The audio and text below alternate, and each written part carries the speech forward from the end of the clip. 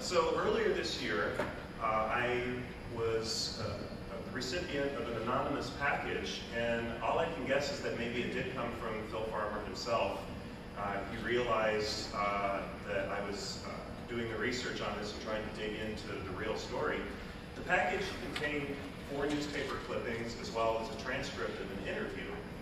And the first clipping is dated from 1987, and it actually is a newspaper story about Doc Savage's return from the great unknown. So clearly this is in line with what the DC Comics had to say in their miniseries. I'll just point out a couple of things. The reporter was one Adelaide Johnstone. She was a reporter for a French newspaper called the Echo de France, and it was dated May 1987. Now, Adelaide Johnstone had also met an adventurer in the 1940s under the name of Doc Ardan. And there are a couple of short stories about Doc Ardan out there. And when you read those stories, it also becomes clear that Doc Ardan is Doc Savage, who Philip Jose Farmer called Doc Wildman. So Wildman, Savage, Ardan, all the same person.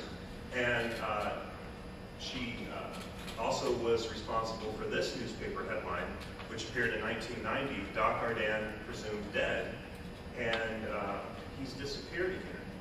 And this syncs up again with what happened in the 1980s and 90s comic series from DC. He had adventures, they were published up through 1990, then he's gone. We don't hear anything about him again.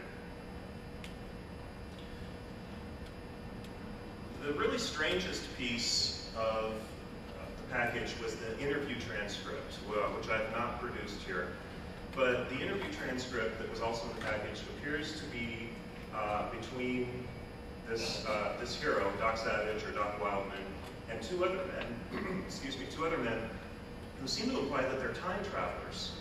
And they're telling Doc Savage that he needs to go back in time and marry a woman named Adelaide Lupin, who was also known as Adelaide Johnstone, the reporter writing these stories in the 1990s. And he needs to go back in time and marry her and have a daughter.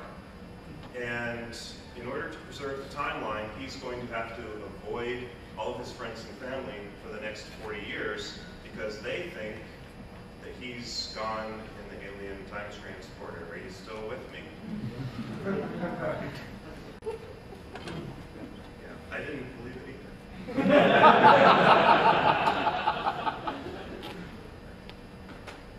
So the next clipping in the package that I got is, the 3rd clipping is a birth announcement for Patricia Wildman, dated November 12, 1950. And the last clipping is a newspaper article that says the legendary Bronze Man returns, and it's dated May 1987, which is the exact same date as the very first clipping, but the reporter is different. Exact same text, same date, same newspaper, but a different reporter wrote the article. And I cannot explain how the same newspaper on the same day could write the same article with 2 different reporters in it. Actually, I can't explain it. As I said, the implications do defy belief, but the only thing that I can conclude is that Doc Savage actually did go back in time in order to preserve the timeline, did marry Adelaide Lupin, also known as Adelaide Johnstone, had the child, Patricia Wildman, and this explains how the DC Comics series portrays real events of Doc Savage, as well as how Philip Jose Farmer was also telling the real story of how he did retire in 1950, married a reformed con woman, by the way, the daughter of notorious gentleman thief Arsène, if you've ever heard of him, also related to Lupin III, whose exploits were told in a series of manga anime by Monkey Punch. So that's the relation there. I've tested the clippings.